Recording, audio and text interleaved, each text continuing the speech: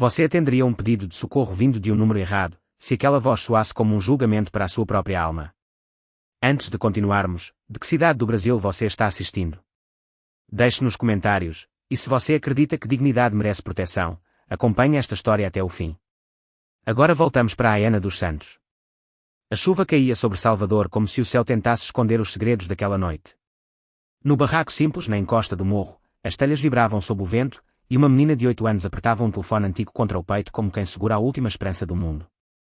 A Aiana tinha olhos grandes demais para uma infância tão pequena, olhos que já haviam aprendido a escutar o silêncio.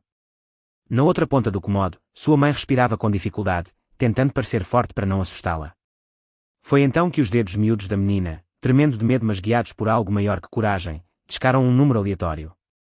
Não polícia. Não vizinho. Um número errado. Um número impossível. Do outro lado da cidade, em uma cobertura onde homens perigosos aguardavam ordens em torno de uma mesa de mogno, Tomás Valente interrompeu uma reunião que poderia decidir o destino de impérios.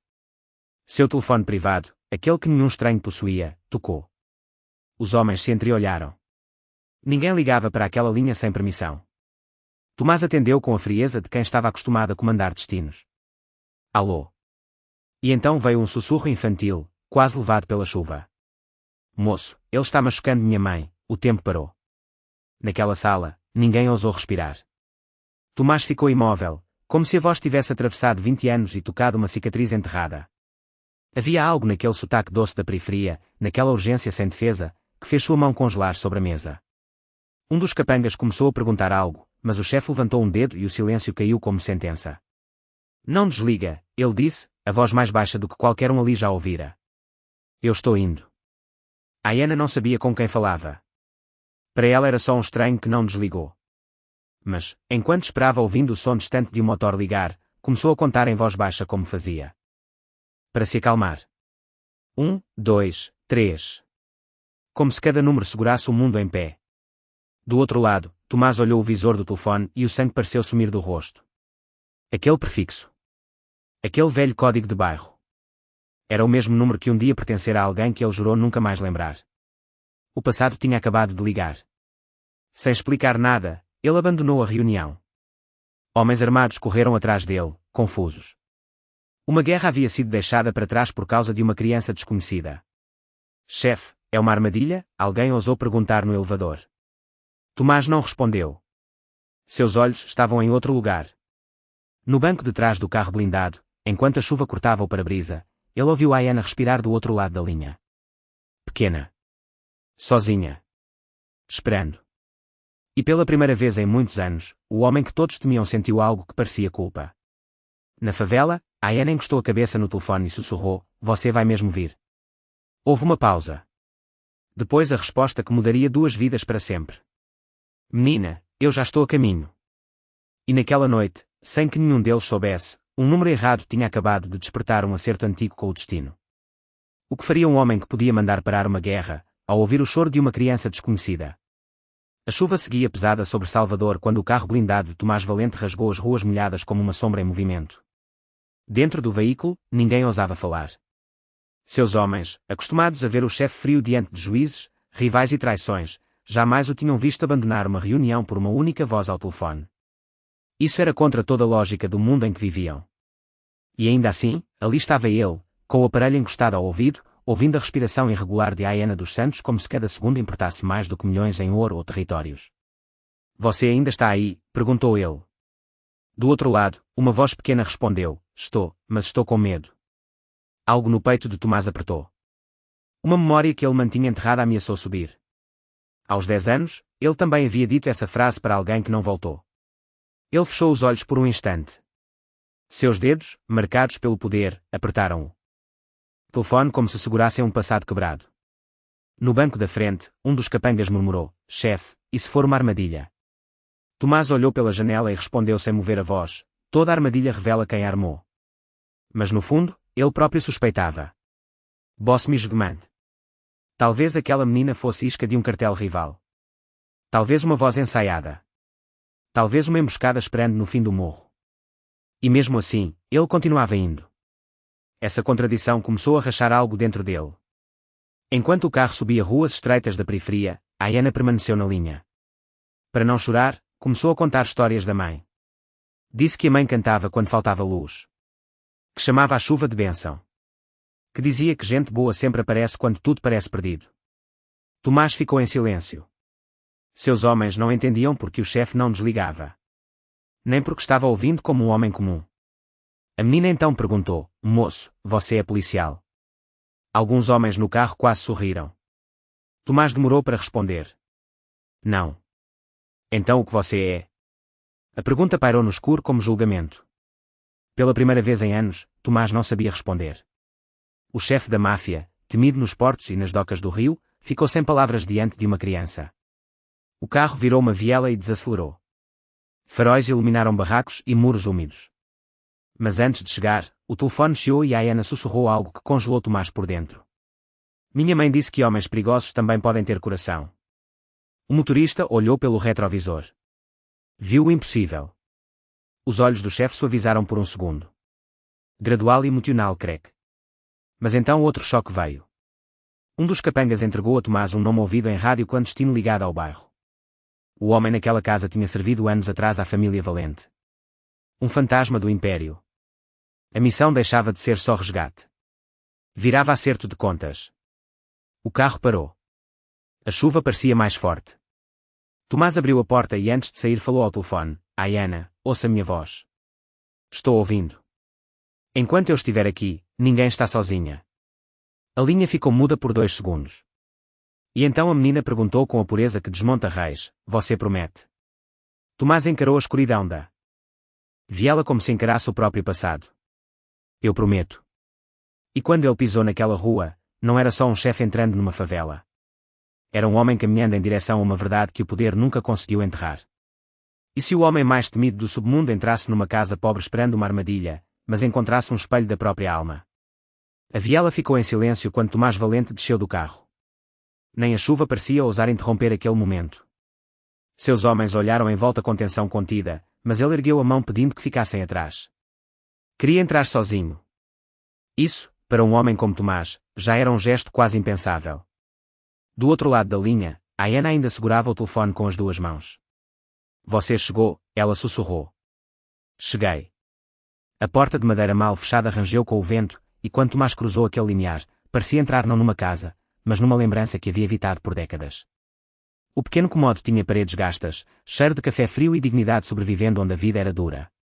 No fundo, um homem de olhar inquieto ergueu a cabeça e congelou ao reconhecer quem estava diante dele e Froze Midward. O poder entrou em silêncio. Nenhuma ameaça precisou ser dita. A própria presença de Tomás mudou o ar da casa. Seus homens ficaram do lado de fora, sombras imóveis na chuva. O homem recuou um passo, não por força, mas porque certos nomes carregam seu próprio julgamento. Então veio o primeiro choque. Valente, ele murmurou, como se visse um morto. Tomás estreitou os olhos. Reconheceu o rosto. Não pelo presente, pelo passado. Um soldado antigo do seu império. Um homem que sumira depois de uma traição nunca esclarecida. A missão acabava de mudar de forma. Não era só sobre proteger uma criança. Era sobre um fantasma retornando do barro. Bosme esguemante começou a tremer. Talvez a armadilha não fosse a menina. Talvez o erro fosse tudo o que ele presumiu. Mas antes que o silêncio se tornasse acusação, uma mão pequena tocou a barra de seu casaco. Ana. Ela surgiu atrás dele como se aquele gigante de terno escuro fosse abrigo natural. E então aconteceu o que nenhum capo, nenhum rival, nenhum juiz jamais fizera com Tomás. Valente. A menina segurou sua mão. Simples assim. Como se fosse a coisa mais óbvia do mundo. Você veio mesmo, ela disse com um sorriso tímido que não combinava com a noite. O chefe da máfia, diante de homens que o chamavam de rei, ficou sem reação diante de uma criança que o chamava de promessa cumprida. Gradual e emocional, Creca aprofundou. Um dos capangas observando da porta murmurou para o outro: ele nunca deixa ninguém tocar nele. Mas a Ana não sabia das regras do medo. Ela apenas apontou um desenho amassado no chão. Uma casinha com 3 pessoas de mãos dadas. Eu desenhei hoje, mas faltava alguém. Tomás olhou o papel como se fosse uma sentença. Então veio outro golpe invisível. A menina, sem perceber, chamou baixinho, Tio Tomé, o apelido. O nome que apenas uma pessoa em sua vida usava.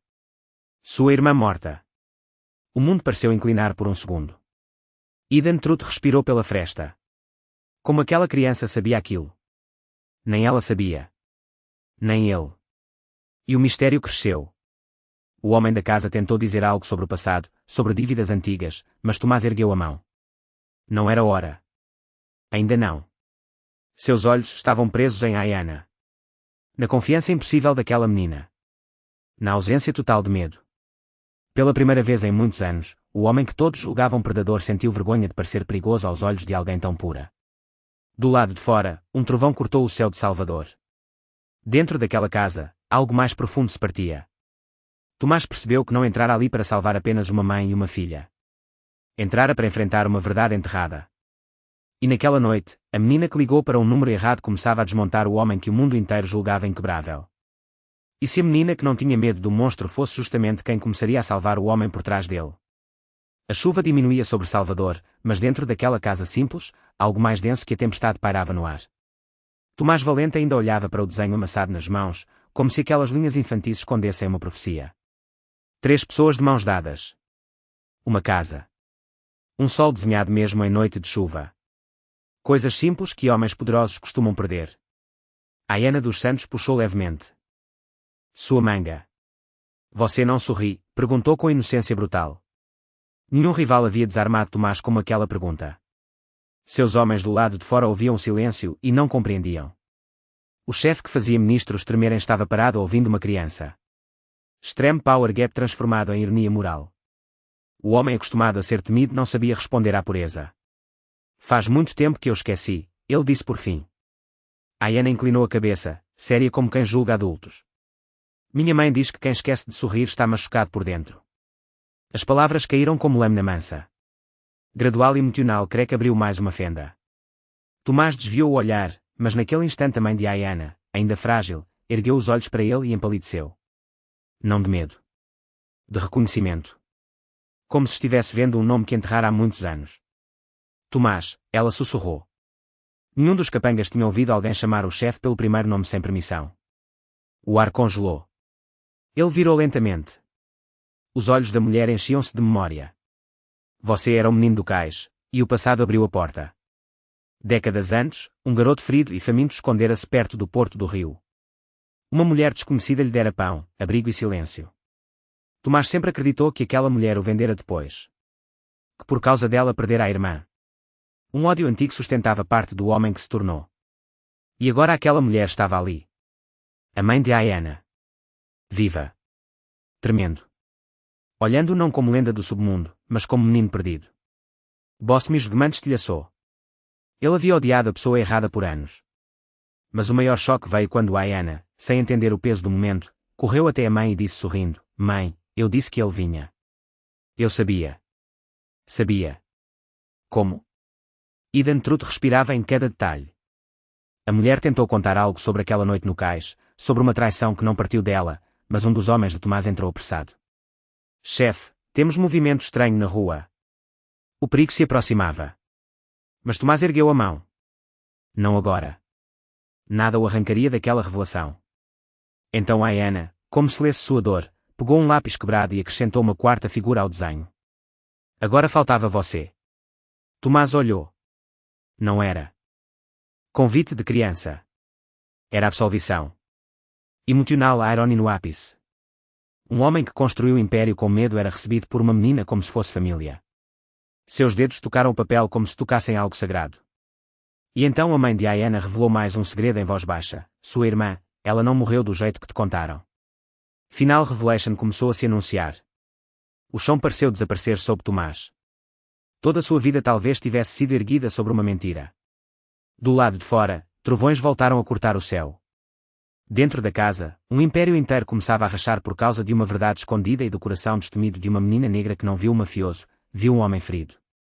E naquela noite, Tomás Valente começou a temer não seus inimigos, mas aquilo que poderia acontecer se Ayana conseguisse fazê-lo sentir de novo.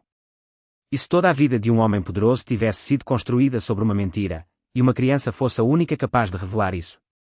O trovão ainda ecoava sobre Salvador quando o silêncio dentro daquela casa se tornou mais pesado do que qualquer ameaça do lado de fora. Tomás Valente não se movia. As palavras da mãe de Ayana haviam atingido algo mais fundo que orgulho, atingiram a origem do homem que ele pensava ser. Sua irmã não morreu do jeito que te contaram. A frase ficou suspensa como sentença.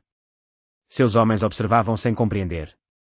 O chefe diante de quem todos baixavam a cabeça estava imóvel como alguém diante do próprio julgamento. Aiana dos Santos, sem entender a guerra invisível que explodia ali, apenas encostou a cabeça em seu braço e sussurrou: "Você ficou triste." Nenhuma criança deveria ter esse poder sobre um rei do submundo. Mas ela tinha. Tomás se ajoelhou, algo que seus homens nunca haviam visto. Ficou na altura dela. "Quem te ensinou a confiar em estranhos?" perguntou. Aiana sorriu com uma certeza quase impossível. "Você não era estranho quando atendeu." A sala ficou em silêncio. The room went silent. Enquanto isso, a mãe começou a contar a verdade enterrada havia 15 anos. Naquela época, quando Tomás era só um garoto fugindo do cais do rio, não fora ela quem o entregara.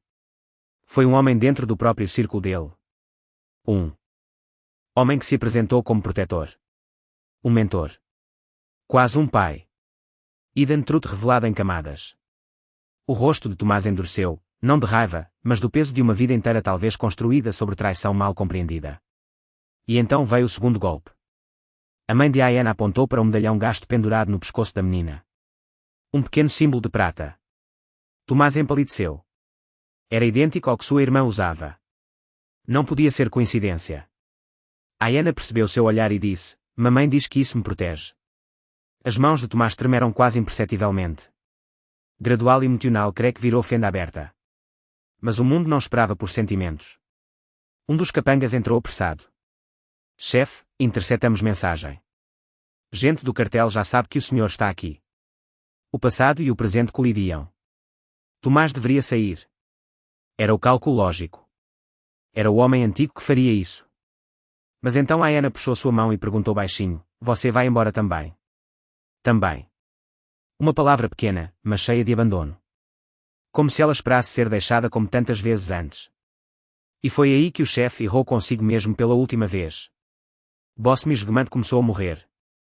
Ele achou que veio por dever. Depois achou que era armadilha. Agora percebia, estava ali porque não conseguia ir embora. Tomás levantou e encarou seus homens. "Tirem as duas daqui."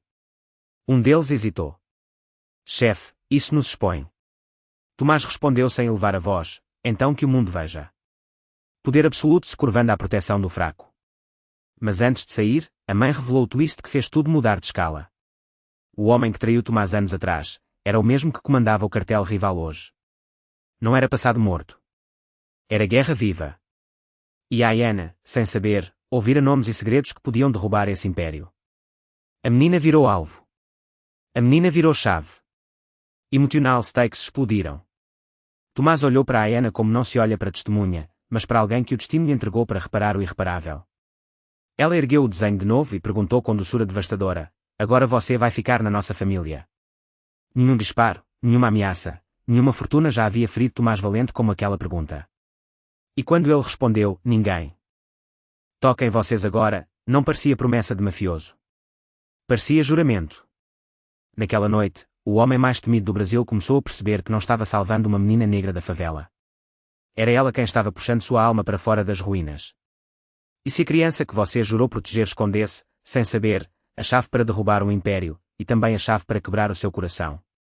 A madrugada avançava quando o comboio de Tomás Valente deixou a favela em silêncio, cortando Salvador sob luzes molhadas e ruas vazias. No banco traseiro do carro blindado, Aiana dos Santos dormia encostada em seu ombro como se aquele fosse o lugar mais seguro do mundo. Nenhum dos homens do chefe ousava comentar o impossível que viam. O homem que nunca deixava ninguém aproximar-se agora permanecia imóvel para não acordar uma menina. Extreme Power Gap transformado em ternura silenciosa. Do lado de fora, a cidade parecia respirar segredos. Dentro do carro, Tomás olhava para o medalhão no pescoço de Aiana como quem encara uma mensagem enviada pelo destino. Quando chegaram ao refúgio nos arredores do rio, uma antiga mansão escondida entre mata e pedra, Aiana acordou assustada ao ver o tamanho do lugar. "Isso é um castelo?" perguntou. Alguns capangas sorriram sem querer. Tomás respondeu seco, tentando esconder algo novo na voz. "Não. Só um lugar onde ninguém toca em você." Mas enquanto a menina corria curiosa pelos corredores, como se o medo pudesse esquecer por instantes, a mãe foi levada para descansar, e Tomás entrou na biblioteca para ouvir os relatos recolhidos pelos seus homens. Foi ali que o mundo virou outra vez.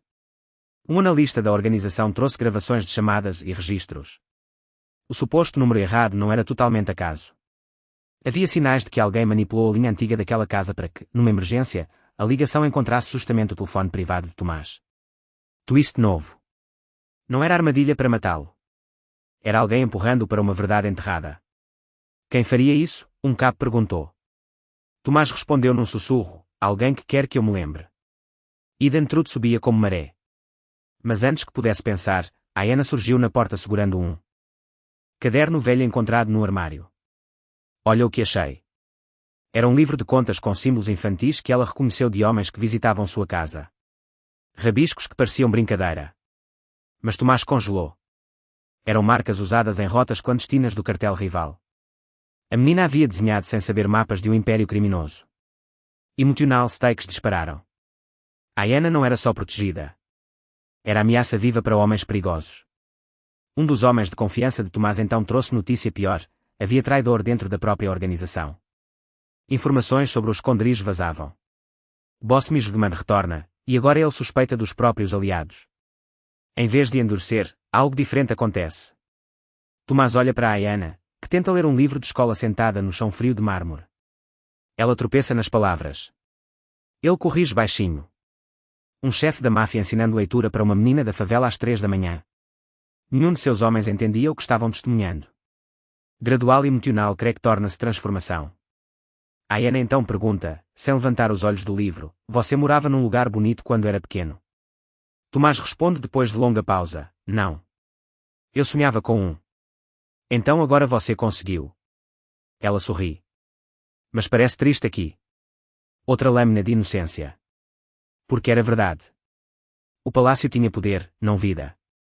E ela acabara de perceber em minutos o vazio que ele levou décadas para ignorar. Então veio o golpe final da parte. Um antigo conselheiro entra com uma pasta secreta encontrada nos arquivos do cartel. Dentro, uma foto antiga. Um menino no cais. Uma mulher ao fundo. E nos braços dela, uma bebê com o mesmo medalhão de Aena. Final Revelation começa a rugir. Tomás deixa a pasta cair. Isso não podia existir. Sua voz falha pela primeira vez. Quem é essa criança? O conselheiro responde, chefe, talvez a pergunta seja, quem é a Aena de verdade? O quarto fica em silêncio. A menina levanta os olhos sem entender porque todos parecem pálidos. E naquela madrugada, Tomás percebeu que proteger a Aena talvez não fosse apenas pagar uma dívida antiga. Talvez fosse enfrentar um segredo capaz de desmontar o próprio nome valente.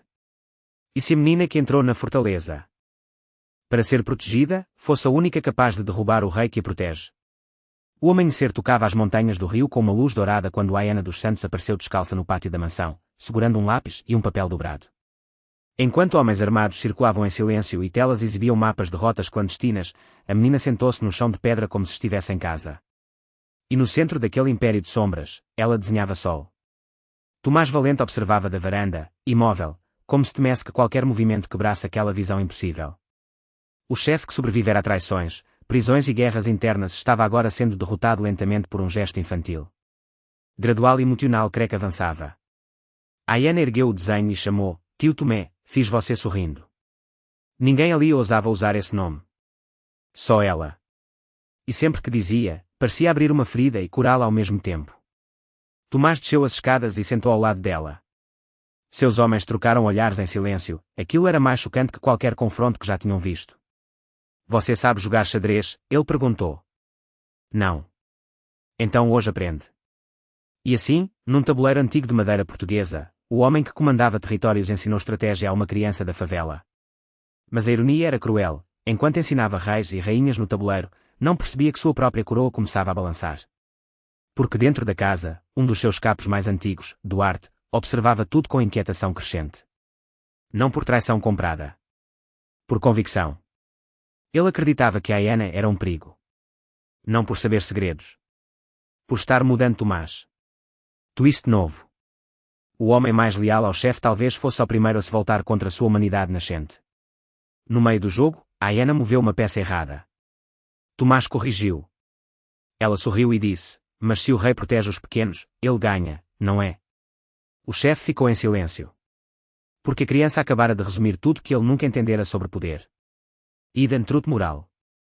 Mais tarde, nos corredores de mármore, Aena encontrou um quarto fechado. Dentro, fotos antigas. Navios. Um menino. Uma menina. A irmã perdida de Tomás. Ayana segurou uma fotografia e perguntou, ela. Parecia comigo. Ele respondeu depois de um longo silêncio, mais do que eu queria admitir. Emocional irony no auge. Mas então alarmes discretos tocaram. Movimento suspeito. Informantes detectaram infiltração. Um traidor interno. Tomás reuniu os homens. Duarte o encara e finalmente diz o impensável. Essa menina vai destruir você. A sala congela. The room went silent. Qualquer outro morreria por falar assim. Mas Tomás apenas pergunta, ou me salvar? Duarte não responde. E o conflito deixa de ser externo. Agora é ideológico. Poder contra compaixão. Naquela noite, Ayana não conseguia dormir. Encontrou Tomás sozinho na biblioteca, olhando a foto antiga.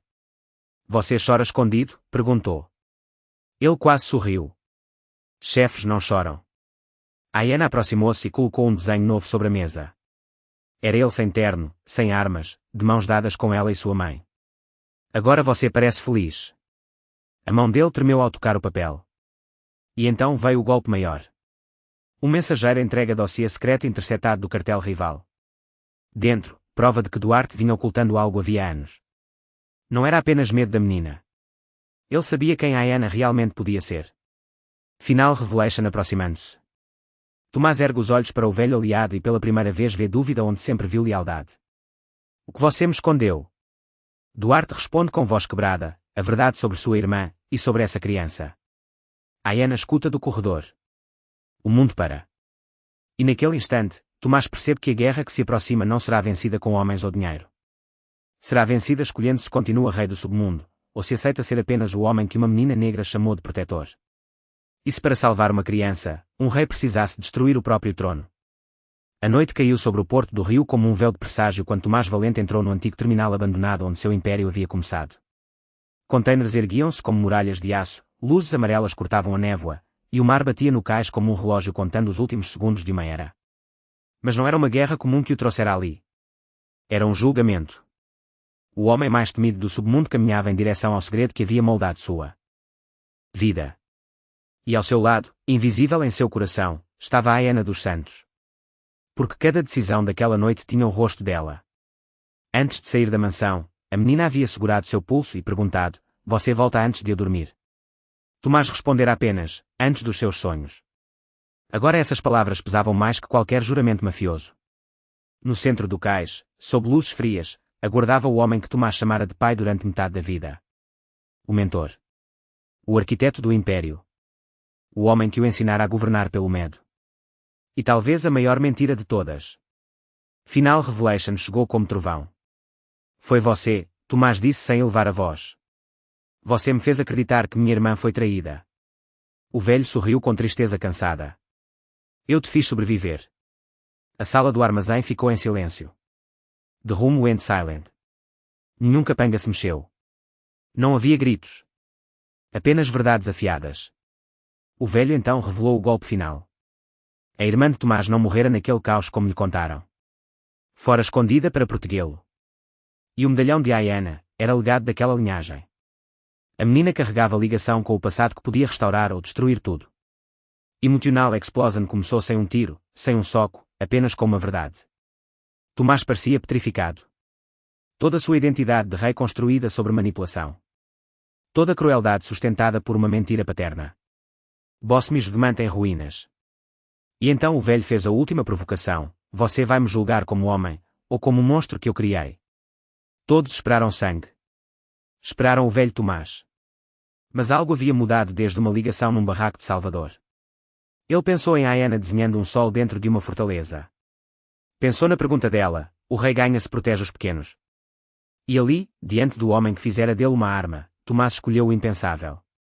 Não vingança. Justiça. Virou-se para seus homens e ordenou entregar documentos, rotas, contas, tudo para autoridades federais. Seu próprio império. Seu próprio trono. Destruído por suas mãos. Capos ficaram em choque. Duarte deixou cair as lágrimas que nunca mostrou. O velho mentor empalideceu. Você destruiria seu reino por uma menina? Tomás respondeu, não. Por aquilo que ela me fez. Lembrar. Dignidade. No mesmo instante chegou notícia pelo rádio, homens do cartel avançavam para a mansão onde Diana estava. O coração dele quase parou. Mas antes que o pânico vencesse, a voz da menina surgiu no comunicador, pequena e firme. Tio Tomé, eu sabia que você ia vencer. Como ela entrara na frequência, ninguém entendeu. Mas sua voz atravessou o aço e desmontou o último muro dentro dele gradual e emocional que virou renascimento. O velho mentor baixou os olhos, derrotado não por poder, mas por misericórdia. Tomás caminhou até a saída enquanto sirenes distantes se aproximavam do porto. Atrás dele ruía um império. À frente esperava uma criança. E ao olhar o mar negro sob a lua, percebeu algo que jamais admitira: ele não estava perdendo tudo. Estava devolvendo ao mundo o homem que deveria ter sido. E naquela noite no cais, o chefe da máfia não venceu seus inimigos.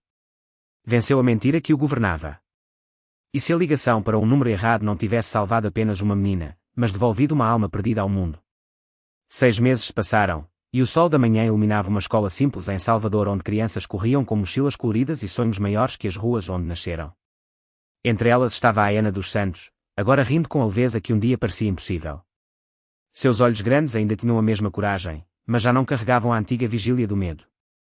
Na calçada, discretamente afastado do portão, um homem de terno escuro esperava todos os dias no mesmo horário. Não mais como rei do submundo. Não mais como sombra que comandava impérios. Apenas Tomás Valente. Alguns pais o viam como empresário reservado. Alguns cochichavam histórias. Nenhum sabia que aquele homem havia derrubado o próprio reino para honrar a promessa feita numa noite de chuva. Quando Diana saiu correndo e o viu, abriu o sorriso que nenhum poder do mundo compra. Tio Tomé. Ela pulou em seus braços como se o tempo entre eles nunca existisse. Extreme Power Gap dissolvido em afeto puro. Tomás ergueu como se ainda não se acostumasse ao milagre de poder tocar uma vida sem destruí-la. Na mão dela havia um desenho novo. É para você. Ele abriu. Um telefone. Um coração. E 2 palavras tortas escritas com lápis, número certo. O homem que um dia recebia códigos de morte teve os olhos úmidos. Gradual e emocional que chegava ao ápice. Caminharam juntos até a praça da escola, onde a mãe de Diana os esperava num banco, agora serena, curada de um passado duro. Nada era luxuoso. Um banco de praça, vento morno, vendedores de água de coco ao longe. Mas para Tomás, aquilo tinha mais realeza que qualquer palácio. Diana sentou ao lado dele e perguntou de repente: você sente falta de ser chefe? A pergunta arrancou um silêncio profundo. Ele olhou criança jogando bola e respondeu: eu sinto falta do homem que eu podia ter sido antes. Diana balançou a cabeça como quem discorda. Mas ele chegou agora. De rumo went silent, embora ali fosse apenas uma praça, o mundo pareceu parar. Eden truth final. A criança entendera a redenção antes dele. Mais tarde, na antiga casa simples onde agora viviam em paz, Diana mostrou um telefone guardado numa caixa. O mesmo aparelho quebrado da noite da ligação. Eu nunca joguei fora. Tomás tocou o aparelho como relíquia. Um número errado que virou destino. Então veio a pergunta final, a que fechava todo o círculo. Diana segurou sua mão e perguntou baixinho: se eu ligar errado de novo, você vem? Tomás se ajoelhou diante dela, como fizera naquela primeira noite quando começou a deixar de ser pedra. Olhou nos olhos da menina e respondeu com a voz quase falhando: eu venho antes do telefone tocar. Emotional explosion não em guerra, mas em ternura. A mãe de Diana levou a mão à boca para conter as lágrimas. Duarte, agora velho e silencioso, observava da porta como testemunha de um milagre moral. O antigo capo que temeu a menina agora compreendia: ela não enfraqueceu o rei. Ela salvou o homem. E então Diana fez algo que nenhum tribunal, nenhuma absolvição, nenhum poder poderia superar. Abraçou Tomás e sussurrou: você não é meu protetor só porque chegou naquela noite. É porque ficou. Ficou. A palavra caiu como redenção completa. Tomás fechou os olhos. Talvez pela primeira vez desde menino, sentiu paz. Não a paz dos poderosos. A paz dos perdoados.